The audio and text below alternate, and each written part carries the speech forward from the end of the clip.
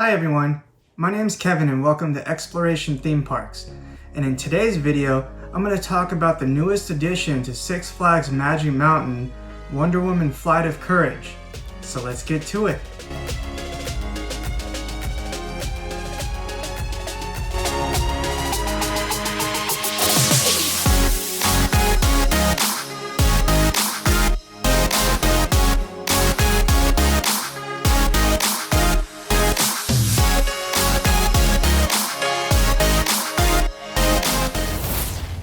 So let's start off with first impressions from the overall look of the new DC Universe.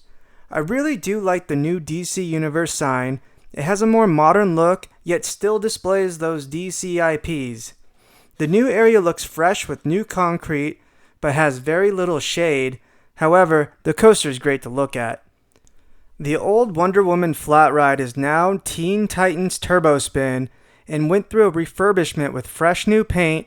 However, the signage for the ride was still not up when I was there on opening day. It also looks like the park is doing something with the old facades between Batman and Teen Titans. However, I'm not sure exactly what they have planned. On opening day, the new merch shop was still under construction, and the exits from Batman and Wonder Woman will run through it once it is opened. Batman has a new ride logo at the front entrance with a fresh looking Batmobile, which I think looks really good. They also moved the entrance to Batman to where their exit used to be. Okay, now on to Wonder Woman Flight of Courage. This coaster is a Rocky Mountain Construction, aka RMC, Raptor single rail roller coaster. It's a near clone of Jersey Devil at Six Flags Great Adventure in New Jersey. However, Wonder Woman is 1 foot taller at 131 feet and has a track length of 3,300 feet compared to Jersey Devil's 3,000 feet. Both have a max speed of 58 miles per hour and 3 inversions. One of the new elements on Wonder Woman is the wave turn at the end. So now let's get to the entry plaza. I actually really like this plaza. The ride signage looks great, and they were even able to recycle the Wonder Woman logo from the Turbo Spin flat ride. I really like how the wave turn runs over the pathway and the brake run goes around the outside queue. The outside queue is just a normal cattle pen queue, which is actually recycled from the old Green Lantern Intamin Zack Spin coaster that was there before. The outside of the building looks pretty good with the marble looking texture they put on. The inside of the queue is typical Six Flags fashion. It's another cattle pen queue with very little cheap looking theming on the gigantic walls inside. But let's face it, none of us expected the theming to be great, so that won't impact my review. The locker situation is kind of a mess. They have paid lockers for $1, which holds up the line. The lockers are also in a crowded hallway that have people trying to get on the ride, as well as people exiting the ride, all trying to put their bags away as well as pick up their bags all at the same time. It's kind of chaotic. They also had what looked like small, temporary free lockers, but I'm not sure if those will be removed or not. After the lockers, the station is just up the stairs. Something that I really like is that the coaster never stops in the station unless they absolutely have to. Since the trains only sit one person per row, they had to think of a way to increase the throughput. This was my first single rail coaster, and I really do like the restraints.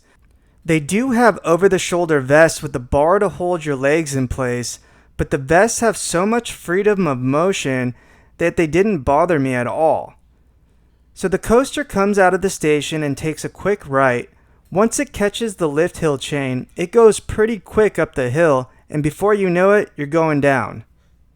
The first drop is awesome because it really whips you over, and even though it's quick, you feel like it keeps getting steeper as you go down. Then you go up into a huge dive loop that you twist into very quickly, which is a wonderful snappy element. Then you plunge into a massive airtime hill, which shot me out of my seat.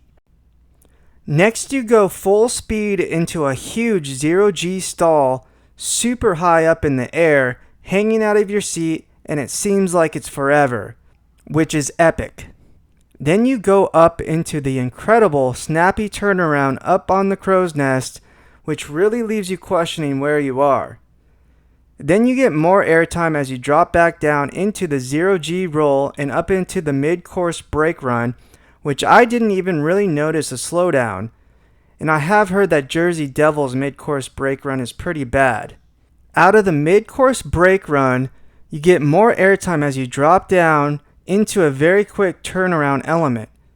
Then you go through 4 more airtime hills, most of them banking with amazing laterals and ejector airtime. In the final element, the wave turn over the entrance path, which is beautiful to look at and ride, and then into the final brake run. I've had 2 rides so far on this coaster, and I must note, you absolutely cannot choose where you sit, and the reason is so they can try to keep the line moving as quickly as possible, since it only sits 1 person per row. My first ride I had was on the pass holder preview day, and was given the 2nd row from the front. Being at the front of the train, I had a great ride. I felt all the airtime, laterals, etc. I also rode the coaster the next day, which was the official opening day, and I was given the 2nd row from the back. Being at the back of the train took this coaster to another level. All of the elements and airtime were heightened. I was pulled through every element and felt everything that much more than I did near the front of the train. And I came off that ride blown away. Overall, this is an extremely smooth and comfortable coaster, and there's no bad seat, but the back is definitely where it's at. Magic Mountain finally achieved their goal of becoming the first park to reach 20 roller coasters. I think Wonder Woman Flight of Courage is a great addition to the park, especially when you compare it to what was there previously.